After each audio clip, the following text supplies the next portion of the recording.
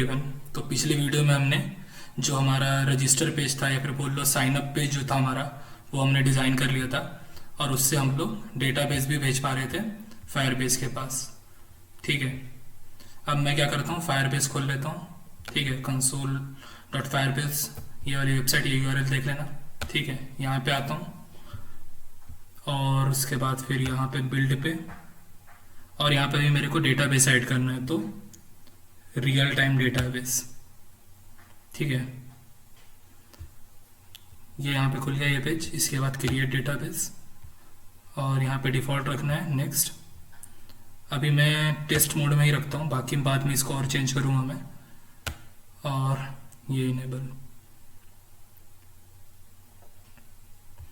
अब ये जब तक हो रहा है तब तक मैं करता हूँ।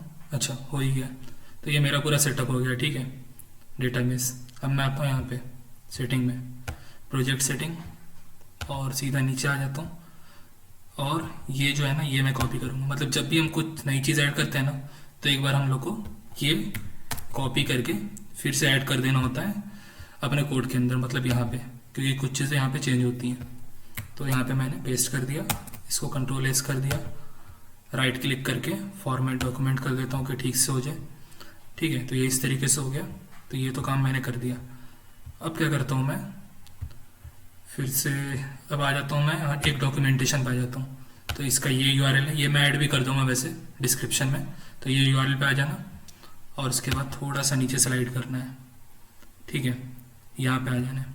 यहाँ पे आके सबसे पहले इसको कॉपी करना है। ठीक है, तो ये कंट्रोल C और इसको यहाँ कहीं पे पेस्ट कर देना है। ठीक है, तो ये मैंने कर दिया। अब क्या कर सकते हैं हम, अब हाँ, फिर से आते हैं वहीं पे, क्या बोलते हैं, डॉक्यूमेंटेशन में। और यहाँ से क्या करते हैं हम, यहाँ से सबसे पहले तो ये मैंने कर दिया। और इससे पहले भी मैं क्या करूँगा, ये जो डेटाबेस इनिशियलाइज करने का होता है ना, ये कर लिया जाए। ठीक है, तो इसको कंट्रोल C कर दिया मैं। और इसको करने के बाद मैं डेटाबेस को इनिशियलाइज कहाँ पे कर दूँ, एनालिटिक्स के बाद कर देता हूँ यहाँ पे। ठीक है, तो ये भी मैंने इनिशियलाइज कर दिया। अब क्या कर सकता हूँ मैं, अब सिंपली मेरे को ये जो हमारा फंक्शन है, इस फंक्शन को मैं कॉपी कर लेता हूँ। तो ये फंक्शन मैंने कॉपी कर लिया और इसको मैं यूज़र को रजिस्टर कहाँ पे कर रहा था, यहाँ पे कर रहा था। तो यहाँ कहीं पे मैं आ जाता हूँ। ठीक है, और यहाँ कहीं पे आने के बाद मैं इसको पेस्ट भी कर देता हूँ। ठीक है, तो मैंने यहाँ पे राइट यूज़र डेटा कर दिया। ठीक है, तो यहाँ पे क्या हो गया, मैंने क्या बोलते हैं, डेटाबेस में ऐड करने का जो हमारा क्या बोलते हैं फंक्शन था, वो मैंने कॉल कर दिया है। तो अब यहाँ पे क्या करना है अपने को, यहाँ पे सबसे पहले यूज़र रजिस्टर सक्सेसफुली जो हमारा मैसेज था, उस मैसेज के नीचे आ जाना है और यहाँ कहीं पे फंक्शन से ऊपर यहाँ पे मैं लेट एक second give me a minute. अरे यार, लाइट चली गई थी, चलो कोई नहीं। तो यहाँ पे क्या करता हूँ मैं, लेट यूज़र, और इसका नाम दे देता हूँ यूज़र आईडी। ठीक है, इक्वल्स टू, मैं क्या करता हूँ, ये जो हमारा यूज़र बना है, ठीक है, इस यूज़र में से मैं क्या करता हूँ, UID निकाल लेता हूँ। मतलब यूनिक आईडी मिलती है हर यूज़र को, तो वो यहाँ से मैं निकाल लेता हूँ। तो ये मेरे को यूनिक आईडी मिल गई यहाँ से। ठीक है, अब मैं यहाँ पे क्या करता हूँ, यहाँ पे मैंने यूज़र आईडी पास कर दिया। ये तो मेरे को चाहिए जो कि मैंने यहाँ पे डिफाइन किया था। ठीक है, एक सेकंड रुको, ये एरर क्यों दे रहा है, इसको मैं फिर से लिख देता हूँ। अच्छा, इसको फंक्शन को मैंने कॉल नहीं किया है, मैं भी इसलिए हो रहा होगा। तो यूज़र आईडी अपने को चाहिए ही चाहिए। ठीक है, अभी हम लोग नेम इनपुट नहीं ले रहे, तो मैं नेम को हटा देता हूँ। इमेज यूआरएल भी नहीं ले रहे हम, अभी हम क्या ले रहे हैं, पासवर्ड ले रहे हैं। तो पासवर्ड मैंने यहाँ पे एंटर कर दिया। कॉन्स्टिटी ये सी रहा, सेट रेफरेंस यूज़र आईडी, चलो ये भी सही है। अब यहाँ पे क्या करना है ना, यहाँ पे अपने को दो ही चीज़ चाहिए। ठीक है, एक तो मेरे को ईमेल चाहिए। ठीक है, तो उसके बाद फिर मुझे पासवर्ड चाहिए। तो पासवर्ड मैं लिख यहाँ पे इस तरीके से पासवर्ड भी ले लेता हूँ। ठीक है, तो पासवर्ड भी आ गया। अभी अपने को इमेज यूआरएल अभी यहाँ पे नहीं चाहिए, तो इमेज यूआरएल मैं भी यहाँ से हटा देगा। ठीक है, तो यहाँ पे हो क्या रहा है कि हमने डेटाबेस का इंस्टेंस लिया है। ठीक है, और हम क्या कर रहे हैं, एक रूट फोल्डर बना रहे हैं यूज़र डैश करके, और वहाँ पे क्या हम लोग ऐड कर रहे हैं, यूज़र आईडी, मतलब यूज़र आईडी का एक मतलब फोल्डर टाइप का बनेगा ऊपर में, और उसके अंदर ईमेल और पासवर्ड सेव होगा। ये मैं जब सेव करूँगा तो और अच्छे से दिखाऊंगा। ठीक है, तो यहाँ पे हो गया। अब यहाँ पे ये फंक्शन तो मैंने लिख दिया है, लेकिन इस फंक्शन को मैंने कॉल नहीं किया। ठीक है, तो इसको अपने को कॉल भी करना पड़ेगा। तो इसको मैं यहाँ कहीं पे कॉल कर लेता हूँ, ये मैंने कर दिया। और यहाँ पे मैं लिख देता हूँ क्या क्या एक्सेप्ट कर रहा है ये। सबसे पहले तो यूज़र आईडी ले रहा है, तो यहाँ पे मैं दे देता हूँ यूज़र आईडी, फिर ईमेल ले रहा है तो ईमेल, और फिर पासवर्ड। ठीक है, तो ये हो गया।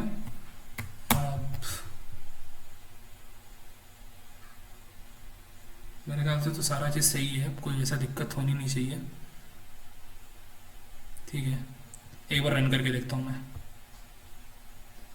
अच्छा, कुछ एरर आ गया, मैं देखता हूँ फिर आता हूँ। बहुत ही अनयूजुअल सा एरर था, पता नहीं क्या ही था, लेकिन बताया तो रिजॉल्व कैसे हुआ। सबसे पहले तो मैंने एक ये लाइन ऐड की है। ठीक है, तो ये लाइन ऐड कर लेना। अगर रिएक्ट रोटरडम आप लोग का इंस्टॉल नहीं है तो क्या करना पड़ेगा, यहाँ पे सिंपली npm i और यहाँ पे लिख देना रिएक्ट, फिर रोटर और फिर डोम, और इसके बाद एंटर कर देना है, और ये लाइन ऐड करके रख लेना है। ठीक है ना, तो इतने से अपना एरर चला जाएगा।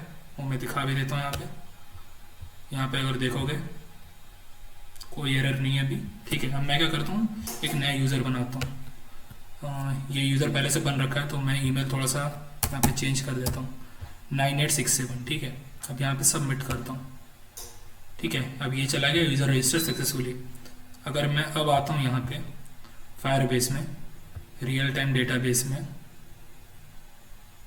तो एक यूज़र जो हमारा रूट फोल्डर हमने बनाया था यूज़र्स, अगर मैं यहाँ पे कोड में दिखाऊँ तो हमने एक ये यूज़र्स रूट फोल्डर बनाया था, उसके अंदर यूज़र आईडी दी थी और उसके अंदर ईमेल और पासवर्ड रखा था। ठीक है, तो बस वही फॉर्मेट यहाँ पे भी चल रहा है। यूज़र्स हमारा रूट फोल्डर, इसके अंदर एक यूनिक यूज़र आईडी, और इसके अंदर मेरा ईमेल और पासवर्ड। अगर मान लो कि मैं नया यूज़र रजिस्टर करता हूँ तो उसकी डिटेल कैसे आएगी, इस यूज़र को थोड़ा मैं चेंज करता हूँ। ठीक है, और सबमिट करता हूँ। वापस से अपने यहाँ पे आता हूँ, यहाँ पे देखो दो यूज़र, दोनों की अलग अलग यूनिक आईडी है अपनी, देखो ये और ये। तो इस तरीके से हम लोग स्टोर कर पाएंगे। तो ये अपना हमने क्या किया, साइनअप के साथ साथ हमने यूज़र की डिटेल स्टोर करा दी डेटाबेस के अंदर। ठीक है, देखो अभी मैं क्या करना चाहता हूँ ना, अभी मैं यहाँ पे मतलब ये जो है इसको पूरे को एक कंपोनेंट में डालना चाहता हूँ, जिससे कि मैं आगे अगर लॉगिन का जो कंपोनेंट बनाऊंगा वो भी अलग सेपरेट रहे, यहाँ पे यहीं पे मैं सारा कोड ना करूँ। तो इसको मैं क्या करूँगा, एक कंपोनेंट में डालूंगा। तो उसके लिए कुछ नहीं है, सारे फोल्डर को सिंपली क्लोज करके रखो इस तरीके से। अब आ जाओ यहाँ नया फोल्डर, ये तो इसमें बन रहा है, सारे को ही क्लोज कर दो। ठीक है, और उसके बाद ये नया फोल्डर, बार बार यार। ठीक है, नया फोल्डर, इसको नाम दे देता हूँ मैं कंपोनेंट। ठीक है, ये अपना फोल्डर बन गया। या इसको मैं डिलीट करता हूँ यहाँ से, ये यहीं पर रहने दो। इसको मैं क्या करता हूँ, SRC में बनाता हूँ। ठीक है, यहाँ पे देता हूँ कंपोनेंट। ठीक है, और इसके अंदर एक फाइल बनाता हूँ, उस फाइल का नाम दे देता हूँ मैं साइनअप। ठीक है, और उसके बाद हाँ, एक गलती कर दी हमने, इसको रीनेम कर देते हैं ज़रा, इसका एस कैपिटल रख देते हैं। ठीक है, और इसको एक्सटेंशन दे देते हैं JS की। ठीक है, तो ये हो गया। मैं क्या करता हूँ, इसको कंट्रोल A करता हूँ, app.js की पूरी फाइल को कंट्रोल C करता हूँ, इसको यहाँ पे लेके आता हूँ। ठीक है, अभी मैं यहाँ पे थोड़ा सा बस चेंज करूँगा, ये लाइन सबसे पहले तो हटा दूँगा। ठीक है, इसकी अपने को ज़रूरत है नहीं। अब फंक्शन ऐप, हाँ, तो ये जो फंक्शन ऐप है इसको मैं नाम दे दूँगा साइनअप, SIGN और UP। इसको मैंने साइनअप नाम दे दिया, सिंपल। और उसके बाद मैं यहाँ पे आऊँगा और यहाँ पे मैं लिख दूँगा साइनअप। ठीक है, ये इस तरीके से मैंने कर दिया। अब मैं यहाँ पे क्या करता हूँ, app.js के अंदर, तो सबसे पहले ये सब इंपोर्ट अभी मैं छोड़ ही देता हूँ, ठीक है ना, इसको बाद में हटाऊंगा। ठीक है, इसको रिटर्न के पहले तक जो भी है पूरा उड़ा देना है। ठीक है, अभी यहाँ पे देखो कुछ बचा नहीं है ऐसे। अब क्या करते हैं, ये जो है ना ये बॉक्स, ये भी मैं पूरा हटा देता हूँ। ठीक है, ये हो गया। और यहाँ पे मैं क्या करता हूँ, साइन अप कंपोनेंट को इंपोर्ट कर देता हूँ। तो SIGN, ये देखो इस तरीके से आ गया, यहाँ पे एंटर कर देना है। ठीक है, अभी मैं देखता हूँ चल रहा है सही कि कुछ एरर है। ठीक है, तो यहाँ पे आके देख लिया हमने। एक बार कुछ वैल्यू भी इंटर कर देता हूँ मैं, यहाँ पे कुछ भी नंबर दे देता हूँ और सबमिट कर देता हूँ। ठीक है, डेटाबेस में आते हैं तो एक नया यूज़र भी हमारे पास आ गया है। ये देखो तीसरी आईडी भी यहाँ पे बन गई है अगर मैं दिखाऊँ तो ये था आज के लिए इतना ही।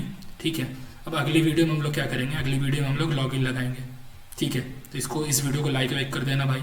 ठीक है, अगली वीडियो जल्दी ही आएगी।